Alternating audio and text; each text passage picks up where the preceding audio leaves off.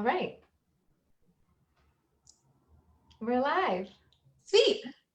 Welcome, everyone, to episode 7 of a series in regards. I'm Caitlin from The Body Electric, and I have here with me today the Body Electric Yoga and Athletic Company's business coach, Juliet Kais of Action Coach Tampa Bay. And she's been coaching us. How long have you been coaching us? 3 I think years? we're going to year 3 almost, starting year 3. Yeah. So she's been coaching us and guiding us for about 3 years, and we get so much value out of the coaching that we do with Juliet. But one of the biggest things for me personally and for a lot of our team, I think, is just this idea of mindset. And so I wanted to talk about mindset with Juliet. I think it's really relevant to our movement practice and to our life in general, and very helpful in difficult times. So welcome, Juliet. Thanks so much. I'm so excited about this. So just like looking it up, like I always look up the word, and looking up mindset, I got like established set of attitudes held by someone, frame of mind, mental disposition, or the collection of thoughts and beliefs. So those were just like some of the ideas. When you coach your clients about mindset, how do you introduce the idea to them? Well, I love that you brought up frame, because I really think that so much of it is perspective and how you frame things. So one of the concepts we talk about right off the bat with clients right from the beginning is something called above the point. I know you're very familiar with it. And it's really the difference between having a frame of, staying in a place of things you don't have control over versus focusing on what you do have control over. And in simple terms, you can't control the past because it's already happened, but you have complete control over the future and what happens going forward. And so that's where I love playing the game, is in, but what can we do now with that learning and what's happened? How do we move forward? That's where all the power is. And we all have so much power that we give away every day by reviewing the past. That's so amazing. You know, how passionate we are about empowering our students in every single way. And so I love mindset. And just so you guys know, if you're listening, when we go to Action Coach and we're talking about like our problems, Juliet is always like very good at steering the wheel towards the solutions. It's easy to spend a lot of time hashing out problems, and she does a good job with this mindset idea of reminding us that like you can talk about the problem for as long as you want, but that's not solving the problem. That's just keeping you in the problem. And I feel like at some point when we were discussing mindset, you brought up this idea of like a fixed mindset versus a growth mindset. And does that have also to do with the point discussion? And we should also tell our listeners like how that works, the point. Yeah, so I think, and you just brought up something really valid, which is if you really look at like over history, problems are where the solutions are. So like it's even like having a mindset that finding problems is a good thing. It's just how quickly do you turn those into solutions versus just keep talking about them. That's really the key, is like identifying them is a good thing, because think about it. There's also denial, which I will share like the things, and denial is that you literally do not see the problem. So that's the hardest one, because you really are fixed in your mindset. You can't see it. You don't even know it's there. Other people can see it, but it's very hard for you to see it. And so it's very hard to improve.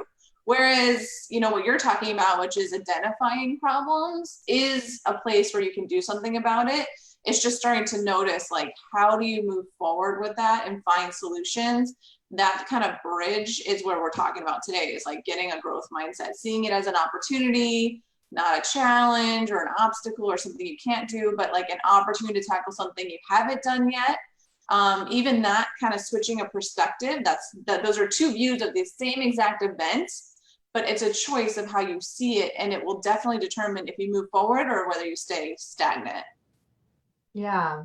Just to kind of bring that into a current events perspective, like when we closed for the coronavirus, Juliet was really good at helping us with that pivot. We've gotten a lot of great feedback about how well we pivoted, and definitely this like mindset idea played into that very much, because it's so easy, especially with these kinds of things outside of your control. You have someone else telling you you have to close your business, or like now that we're reopened, someone else telling you you can only have these few people, and it's very easy to get kind of stuck like there's nothing I can do about this, because like just when you're so focused on the things you can't control, it doesn't leave a lot of room for the things that you can. And you really helped us spin and figure out like, okay, well, this is what it is. So what can we do with it? Exactly. So yeah, and you guys did a great job. Thank you. You did such a great job of coming up with things that, you know, are probably going to last long term, which is, I think, the coolest thing about all of this. And why I think every time there's turmoil or what seems like a negative thing going on, which we've had a lot of this year, it's also a sign of change coming. And I think that's the perspective that is going to get us somewhere with a lot of this, is realizing that anytime you feel this kind of like uneasy in your stomach, or, you know, you want to turn down the heat, or you don't want to have hard conversations, or you don't want to approach things, it means that if you do turn up the heat and you do go into those conversations and you do go into what's the solution and you get into forward momentum, that growth is going to happen. Something's going to shift, something's going to change, because all of that pressure feeling of like making you want to turn back and run away and hide is you coming up against change. And we all meet resistance when we make change. So that's all that is. You know, it's nothing to be scared of. It's just, it's basically challenging you. How bad do you want this? And you have to push, or you're going to stay in the same place and someone else is going to push past you and accelerate themselves. And in business, that can be a big difference. In life too, it can be a big difference. You miss out on opportunities by not pushing. Just in general, you're held back, like just to relate it to like fitness or sport or movement, or even just your yoga practice, whether it's your kind of spiritual practice or your physical practice. Just with anything, it's really hard to make progress when you're in that like fixed mindset, or when you're below the point. Let's tell everybody like the acronyms, because I like think about it myself a lot. The acronyms for above and below the point. We want to be above the point. Okay, guys. So Juliet, yes. what keeps us below the point? Yeah. So almost visualize like right in the middle is this circle, and that's the point. And so you have this choice of, do you go below or do you go above? And so below the point, it's an acronym, which is BED. So it makes it easy to remember, because if you think about it, if you've ever been in bed or you oversleep, or you think of words like lazy, I know for me, I have like a bunch of blankets always. I'm like comfy, you know, snuggly. It's all of that kind of comfort zone stuff, and you're very stuck. You're not productive, you're resting, but nothing's happening. There's no momentum. There's no forward movement. And so it's a good way of remembering that when you're in a place of blame stands for the B. So BED stands for blame, excuses, and denial. So blame, you know, we all know examples of that. In business, it's a lot of like, he said, she said, was supposed to do that. In personal life, it's a lot of, you know, well, when she does that, it makes me so mad, or it makes me frustrated, or, you know, whatever that button is that you have that gets pressed and you react the same way you always react. You know, starting to notice that the fact is you can't control the other person doing that thing, but you can control if you continue to have the same response that you typically have when they do that. You know, if you have a client that never calls you back, you have a choice of either keeping that client or not. You also have a choice of, do you call them in advance of when it's due, knowing that they get behind? You have some choice about how you respond to that. But if you keep just allowing them to do that and never say anything and then just complain about it, it's just going to keep getting that same, you're going to stay stuck in bed. And so blame is an area where there's a lot of opportunity. E is for excuses. So excuses, probably the number one I hear all the time is time. It's what comes up the most, and it's not going away. I mean, you saw in all of the COVID stuff, the amount of technology that got just introduced into our world overnight. We thought we already had a lot. This just made the curve even faster. And so it's not going away. Technology is increasing faster than we're keeping up with our skills of handling distractions with time. And so you've got to start tackling it now. Don't be caught up in the, I don't have time. Instead, You got to turn it into an above the point opportunity to keep working at it faster than technology is taking it, and really keep working on it. So that's a big one. But there's other excuses, even just as Caitlin said, we're being closed down is a great excuse to just say, hey, I'm going to go lay in bed all day. There's an excuse coming of the presidential election that always gets people saying, hey, I'm just going to wait and see. There's a lot of examples of this that go on. And so noticing those, because again, they're opportunities. We're going to talk about that in a second, above the point. And then denial, I mentioned, it's another acronym. It actually stands for didn't even notice I am lying. That's a hard one because you don't know that you're lying, and you're lying to yourself because other people can see that, you're in denial. Some of the good friends will tell you you're in denial, but most friends want to keep their friendships with you, so they will not tell you because you'll get frustrated. And that's what I get to do all day. I get to tell people when they're in denial. It's really fun. But, a lot of times talking to other people out loud will bring out your own denial, and you'll start hearing it. Key phrases like, I've never been good at this. I can't do that. This always happens. This is the way we've always done things. Whenever you make statements like that, you can start listening for each other and noticing this. Those are denial spots because it's just become the norm. You've accepted. Somebody told you at one point you weren't good at math, you're not good at mobility, you can't run fast, whatever it is, at some point you accepted that as your truth, and every action thereafter has proven that to be true. So at this point it is true, but that doesn't mean there isn't an opportunity there to make a difference. And so those are the areas to start looking for. Again, this is a good thing to notice because with awareness becomes the opportunity to do something about it. So above the point is, you remember, Caitlin? Yes. What is it? It's an oar. Yeah. Because you're paddling forward. Yeah, it's like it's perfect for you. And you probably think about it when you're paddling. You're like, oaring. But it is a good analogy again to remember, because now you're in forward momentum, you have steerage, you're going somewhere. So that's really where you want to spend more time, is in thinking about, how do you keep it moving forward? So O is ownership. So ownership's, own the ship. It doesn't matter whose fault it was, or why you were stuck before, or why you've been telling yourself you can't run your whole life. It doesn't matter. It's like, just get back clarity about where are you going, what's your vision, what do you want to accomplish, look to the future and start saying, how do I make this happen now? Because it really doesn't matter all that stuff. That's just learn from it quickly and then move on even and spend more time on the solution. And then the A is accountability. So everyone loves that word so much, not. But I'm thinking of it in the terms of like being accountable. So really getting measurement. It's amazing how you can get yourself out of denial in an area by measuring it. So I mentioned time is one of the biggest areas of denial and excuse making. And if you think about it, probably second to that is money. And these are two things that we don't really love to measure and pay attention to. And yet time alone goes and never comes back. So it's even more important than money. We can spend all our money and get it all back. We can't get time back. And so I know for myself, it's amazing. Every time I do a time study, I do it about every quarter to see where I'm at and how I need to adjust my calendar. How shocking it is to me, little bad habits I've picked up or where my time's going that I need to reanalyze. But if you aren't doing that, then of course you don't know that your time's going to places that don't make sense for you or aren't connected to that ownership place, the place you want to go, the place you want to achieve.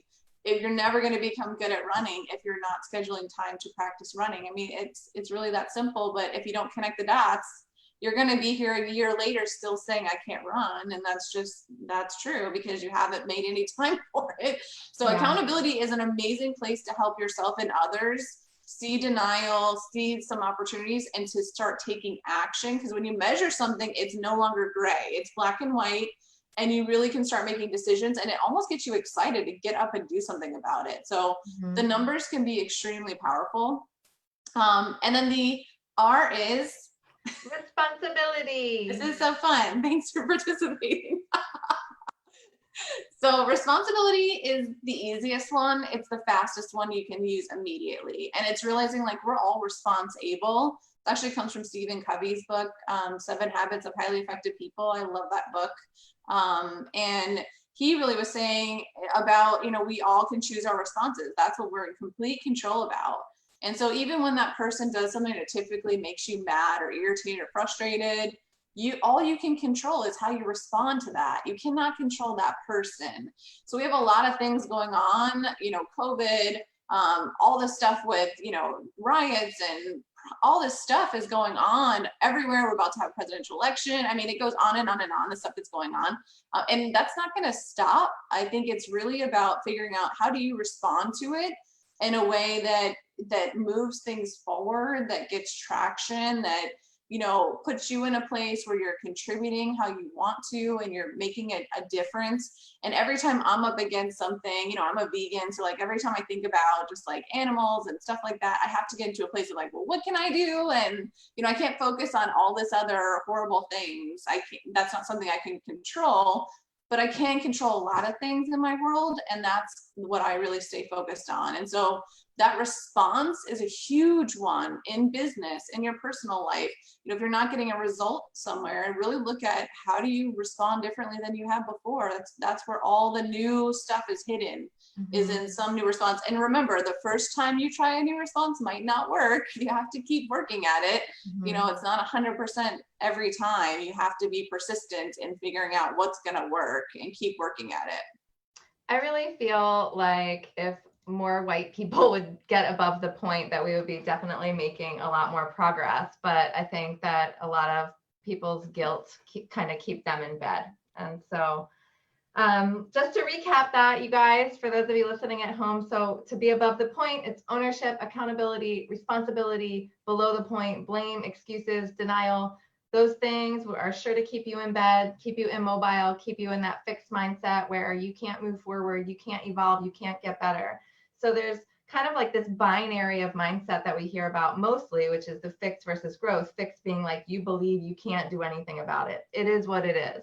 And then the growth mindset is a belief that you're always capable of learning and improving and evolving. And what's really cool is that like in the last bunch of years, all this like neuroscience about neuroplasticity and like so much interesting proof is coming out that like we can change the way we think, we can change the way we move. Like we are very capable of change. We see that with like Wolfson-David's law, like even your bones, like if you load your bones, you can change your bones, you can make stronger bones. If you move your muscles certain ways, you can train for certain activities. Like it really, like Juliet said, it's not magic, guys. Like I tell this to my students all the time, like if you do a lot of repetitions, good repetitions of something, you're going to get more efficient at it. That's to say better at it. So yeah, mindset is huge. But I think we can even like, so I was just like meditating on this stuff today, and I'm like, even beyond a growth mindset, what would be so beautiful is this like idea of like a self-trust mindset.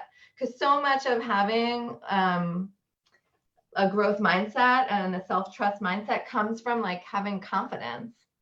And that can sometimes be really hard, like this ability to ban the negative voices in your head. And so I do think that like having a coach is helpful, having people to talk to is helpful, having community is really important.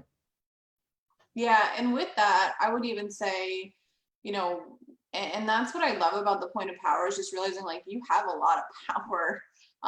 And sometimes it takes creating a community around you to reinforce that. As Caitlin was saying, it could be a coach, but even getting like your team, your friends on the same page. This is a concept that a lot of our clients have taken to their whole team. They've even taken it to their teenagers, because it creates a language of, I want to live above the point, because above the point is where all the results and all the awesome stuff is. But let's be real, we're humans and we go below the point. Even I know no one believes me because they're always like, you're a ray of sunshine. I go below the point too. Like I'm human. It happens. And sometimes I need people around me to say, hey, like, but what are we going to do about that? And I'm like, oh, thank you. Like you snapped me out of that. You got me back into moving forward again, because sometimes it's very hard to see for yourself when you're there. But it is like, even notice questions. You can use questions so well to help people get above it and back into motion. So focusing more on questions like, what can I do to help? Or what's a good next step? Or how can I contribute? Or how do we solve these problems? And what's the next thing we can do? Versus like, why did that happen? And whose fault is it? And tell me the whole history of it. Like, that's going to keep us very stuck. And you'll see people have huge conversations about that. So if you can be that interrupter and start getting people around you to be that interrupter to say, let's have what future questions, you're going to see a lot more powerful conversations happening and a lot more getting done, because all the time we wasted reviewing the past gets translated into time working on future ambitions and future possibilities.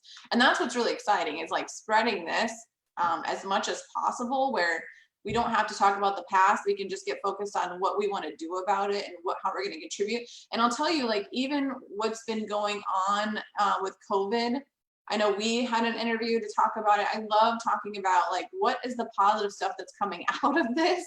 Because there is a lot of positive coming out of it.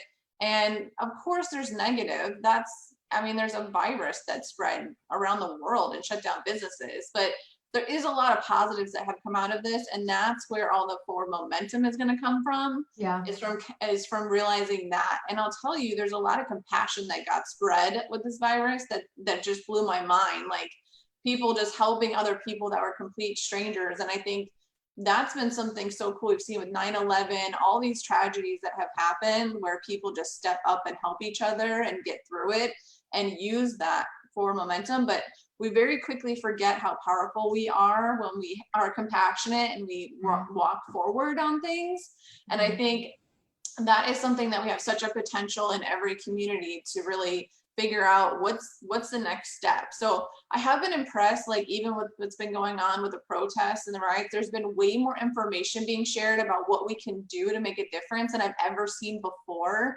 And that is actually a very positive thing I've noticed that I'm really happy about, is like, there's actually articles and information being shared about, here's how we can understand each other better. Here's what you can do to contribute and to help. Here's what we can do. And I haven't really seen that in the past as much as I'm seeing it now. And I think that's incredible, because that's always my first question when this stuff happens. And there's a lot of that, like, turmoil for anything where you see turmoil is like, what can we do? Like, what's the message? What are we driving towards? What's the change that needs to occur? What's like the plan to do that? How do we make it happen? And I think for anything, the fitness that you brought up, like, it's like getting focused on what is a solution, what's something, one little thing you can do to keep it moving forward. I love that. Like, my two main takeaways from like that last little like good chunk of information you gave us are first, like, we're not moving above the point and moving forward in denial. Like, that's what we're not doing. We're not, it's not like this toxic positivity thing where we're like, oh, just focus on the good stuff. Like, we're not in denial. We very much see and recognize the problem.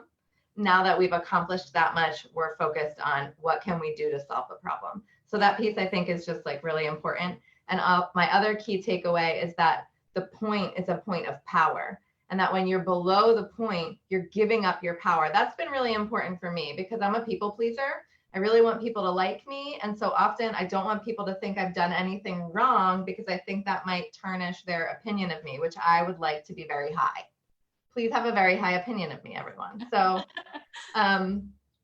this idea in my mind, when I'm like, what do I do about this? Like, should I make this person take responsibility? Like, it happens all the time. It could just be with, like, you know, somebody who came to like fix your sink or whatever. It doesn't matter. But you know, something doesn't go right.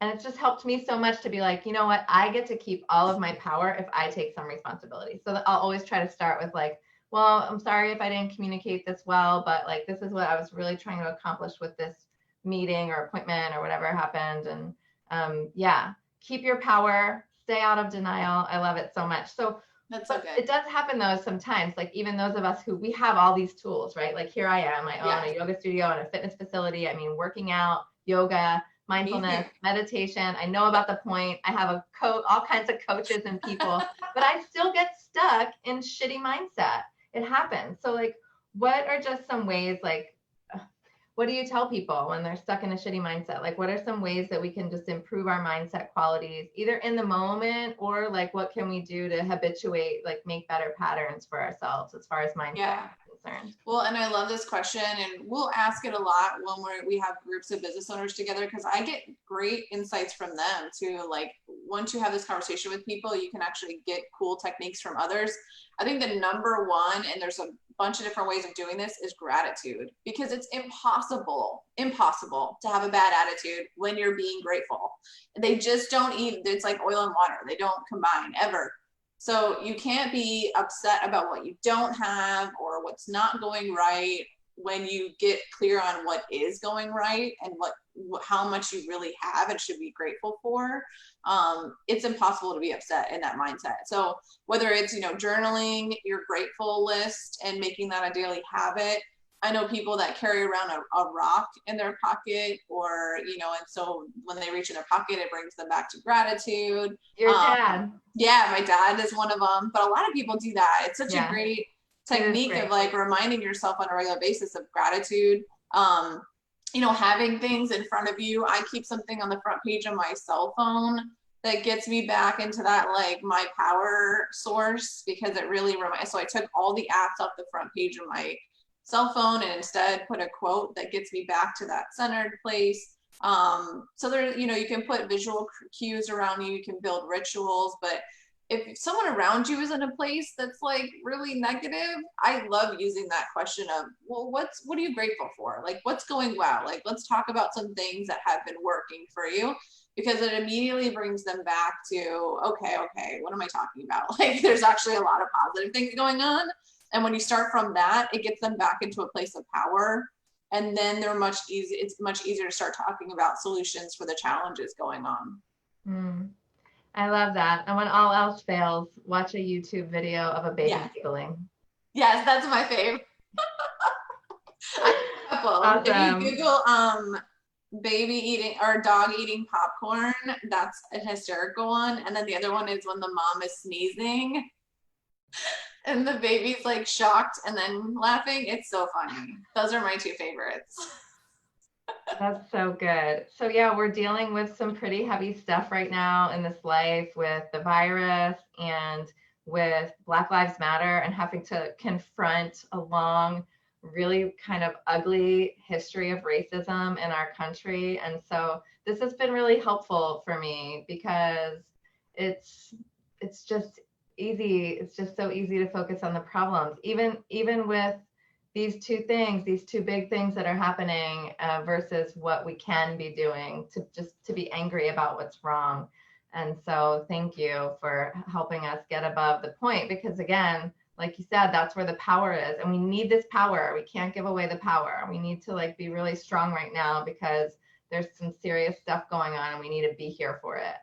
Yeah, exactly. And we will find solutions. It's going to take all that energy going towards solutions instead of battling against each other and reviewing the past. And it's going to take, a conscious effort of really making a change and finding those growth opportunities instead of just making excuses about why we're here and what's happening. And I think that goes for everything. We have a lot of opportunities in our country to move a lot of things forward.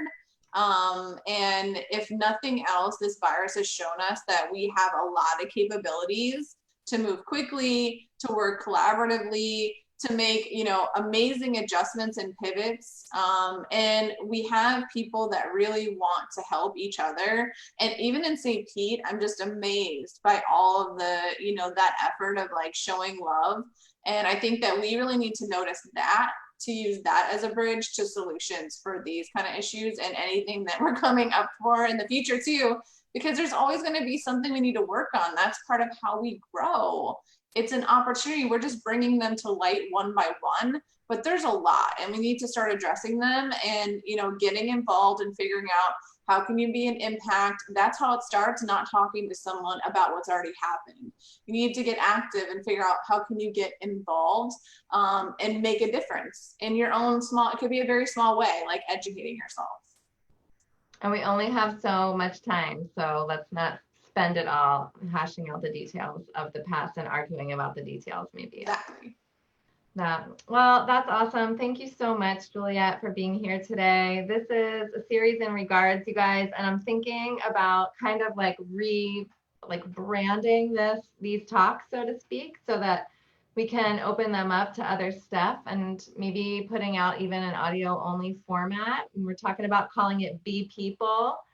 Um, so yeah, my Be People, what are our big takeaways from today? Our big takeaways really are that we don't want to spend too much time blaming things, making excuses for why things are the way they are, or in denial of the truth about our situation. Let's not be in denial. Let's recognize the problem, document the problem, whatever it is. It might be like that. It might be as simple as like that you're not running as fast as you want to run. Like it doesn't all have to be like these really heavy global issues, but if we can take ownership for what's ours, be accountable for what's ours, be responsible for what's ours, focus when we can on silver linings and where the work is, where the opportunities are. If we can just remember that problems are opportunities, then we can move forward, and that's really powerful. So last chance for questions. And then I'm going to wrap it up with Juliet. These are meant to be really kind of quick conversations. They're candid. We don't do any preparation except for maybe like 2 minutes before we live stream the Zoom. We might chat without you, but this is really meant to be a casual way for us to connect with our community here in St. Petersburg, the Body Electric community, and beyond, really. We'd love to hear from you all over. We're just talking about life. Thanks, Awesome. Juliet, for being such a great coach and an amazing guest. I really appreciate the way that you help us at the B with our mindset and with our pivots and our ability to continue to move forward. It's been really awesome. And thanks for sharing that wisdom and knowledge with our B people. Yeah, absolutely. It was a lot of fun as always. And I'm here if anybody ever wants to reach out on social media. So I'm always open to conversations or connecting you with other people. So let's make this city even better than it already is. We can do it. Do it. All right. Namaste, y'all. We'll see you next week. I don't know who I'm talking to yet, but it's going to be great. Stay tuned.